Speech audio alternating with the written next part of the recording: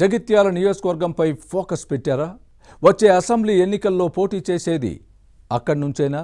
ఇప్పటికే పార్టీ కేడర్కు సంకేతాలు ఇచ్చారా? మరోవైపు తనను జగిత్యాలకు పరిమితం చేయడంపై ఆమె గుర్రుగా ఉన్నారన్న ప్రచారాన్ని ఏ కోణంలో చూడాలి? రాష్ట్ర నేతగా ఎదిగి పార్టీని లీడ్ చేయాలని కోరుకుంటున్నారా? సంక్రాంతి తర్వాత రాష్ట్ర పర్యటనకు రెడీ అవుతున్న ఆ లేడీ లీడర్ ఎవరు? ఏ పార్టీ? ఆమె ప్లాన్స్ ఏంటి? వివరాలు ఈ స్టోరీలో చూద్దాం.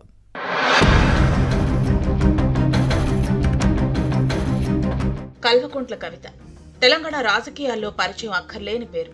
మాజీ ముఖ్యమంత్రి బీఆర్ఎస్ నేత కేసీఆర్ తనయగానే కాకుండా రాజకీయంగా తనకంటూ ప్రత్యేక గుర్తింపు తెచ్చుకున్న కవిత పలు రాజకీయ పరిణామాల తర్వాత ఇప్పుడు రియాక్టివ్ అయ్యారు.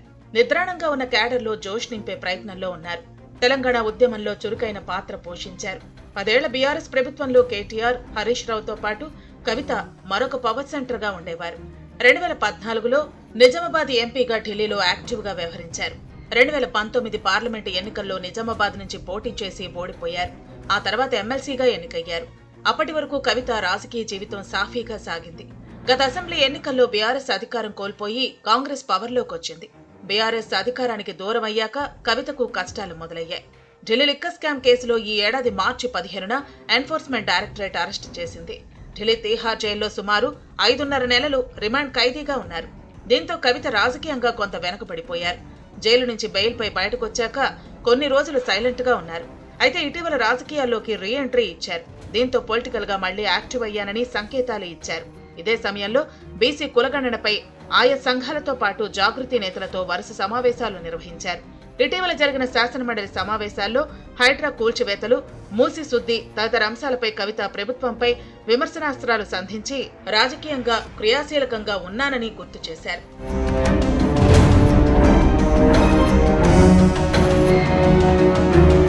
మరోవైపు పూర్తి స్థాయిలో ప్రజల్లో ఉండాలని నిర్ణయించుకున్న కవిత సమస్యలపై కేంద్ర, రాష్ట్ర ప్రభుత్వాలపై పోరాటం చేస్తూనే బీఆర్ఎస్ లో మరింత పట్టు పెంచుకునేందుకు ప్రయత్నిస్తున్నారు.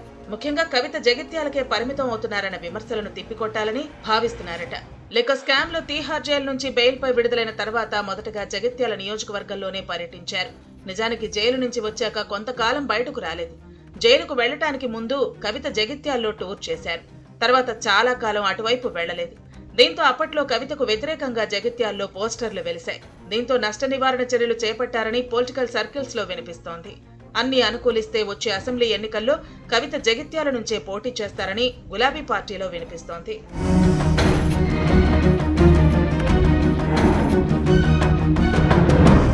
ఇక గత ఎన్నికల్లో జగిత్యాల నుంచి బీఆర్ఎస్ ఎమ్మెల్యేగా గెలిచిన సంజయ్ కుమార్ ఆ తర్వాత కాంగ్రెస్ కండువా కప్పుకున్నారు. అనుచరుల్లో కొందరు హస్తం పార్టీ గూటికి చేరారు. దీంతో జగిత్యాల టూర్లో క్యాడర్ లేకపోవడంతో కవిత ఒక ఇంత ఇబ్బంది పడ్డారు. దీన్ని దృష్టిలో పెట్టుకుని జగిత్యాలపై కవిత స్పెషల్ ఫోకస్ పెట్టారు. వచ్చే అసెంబ్లీ ఎన్నికల్లో ఇక్కడి నుంచే పోటీ చేయాలని భావిస్తున్నారట. ఇదే సమయంలో తనను జగిత్యాల నియోజకవర్గం నాయకురాలిగా చూడొద్దని గులాబీ క్యాడర్ ను కోరుతున్నారు. రాష్ట్ర నేతగా ఎదగాలన్నది తన ఆశయమని చెబుతున్నారని బీఆర్ఎస్ వర్గాల్లో వినిపిస్తోంది. ఇందుకోసం ప్రజా సమస్యలే లక్ష్యంగా రాష్ట్ర వ్యాప్తంగా పర్యటించాలని నిర్ణయించుకున్నారట.